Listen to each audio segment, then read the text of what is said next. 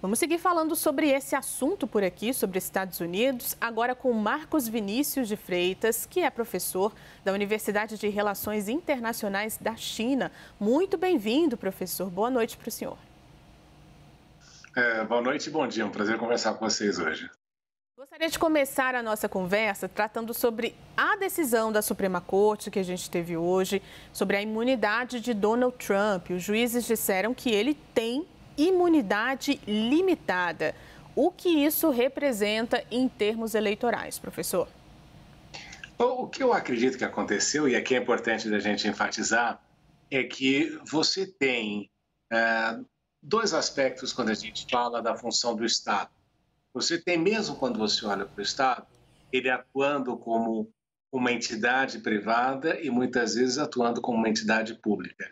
Quando nós olhamos para o caso do presidente dos Estados Unidos, ou qualquer presidente de qualquer país, ele tem aquilo que é determinado como função oficial e função não oficial. Então, a decisão da Suprema Corte dos Estados Unidos foi extremamente acertada ao estabelecer que determinados atos estão debaixo deste conceito de atos oficiais. E como atos oficiais, o presidente não pode ser criminalizado por eles. Claro que ações privadas do presidente, se ele vai e faz um contrato de locação ou coisa parecida, isto é um ato dele como indivíduo, não como presidente do país. E por essa razão, a Suprema Corte decidiu, de uma maneira muito inteligente, fazer esta divisão entre atos oficiais e atos não oficiais. E, obviamente, que a questão da campanha eleitoral, uma campanha acirrada como foi, o presidente da República vai fazer discursos neste processo todo e ele não pode ser responsabilizado pelo discurso e por aquilo que muitas vezes vai derivar disso. O grande problema, e essa foi um dos comentários dos juízes da Suprema Corte, é que você começa a incorrer naquilo que a gente começa a ver em países de terceiro mundo, em que você é presidente, termina a presidência e depois você é criminalizado pelos atos que praticou pelo governo que vem a seguir. Então, a cadeira de presidente da República se torna o lugar onde aquele que está servindo a função eventualmente sabe que pode ser criminalizado e ser perseguido a tal ponto que vai terminar na cadeia justamente passado o período em que ele perdeu aquela função. Então a decisão é muito importante nesse sentido. Muita gente vai falar que só foi essa decisão porque os juízes eram na grande maioria conservadores, 3 inclusive indicados pelo Donald Trump, mas é importante que você estabeleça, né, aquilo que é ato oficial e aquilo que não é ato oficial, aquilo que é ato político e aquilo que não é ato político. E, neste caso, a decisão foi muito clara. Professor, a gente pode falar, alguns jornais estão falando sobre isso, que já é uma vitória para Donald Trump, porque ele está pregando que acabou vencendo a partir do que foi decidido nesse julgamento. Sim, é uma vitória importante para ele, porque se você pensar, ele tinha ali a espada da justiça em cima dele o tempo inteiro. Porque se a decisão fosse contrária, seria muito mais difícil o processo de ele concorrer à presidência da República, uma vez que ele poderia, eventualmente, por uma decisão, ser mandado para a cadeia, justamente por um ato que ele praticou enquanto presidente.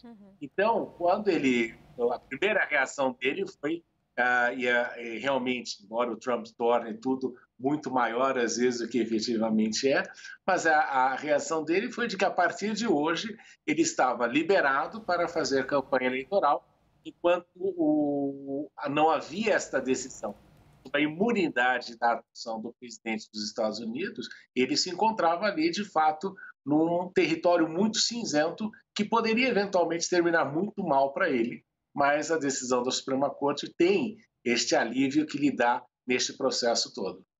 Professor, a gente falou agora sobre Trump e Biden. Como é que essa decisão acaba repercutindo sobre a figura de Biden, que agora está muito fragilizada por conta da maneira como ele se portou ali no debate, né?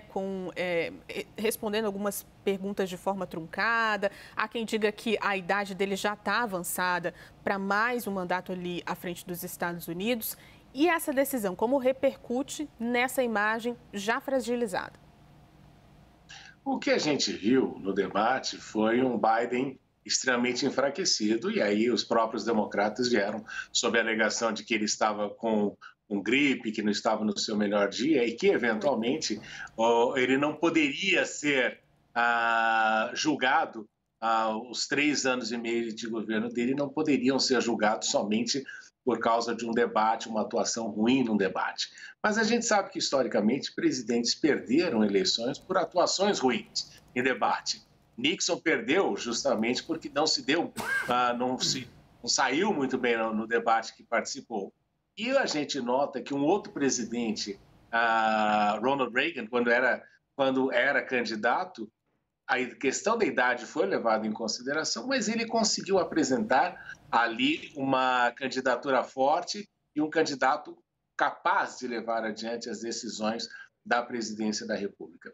O problema é que Biden não tem isso, né? Está enfraquecido e o grande problema, sabe qual é, Juliana? É que ninguém confia na Kamala Harris para suceder.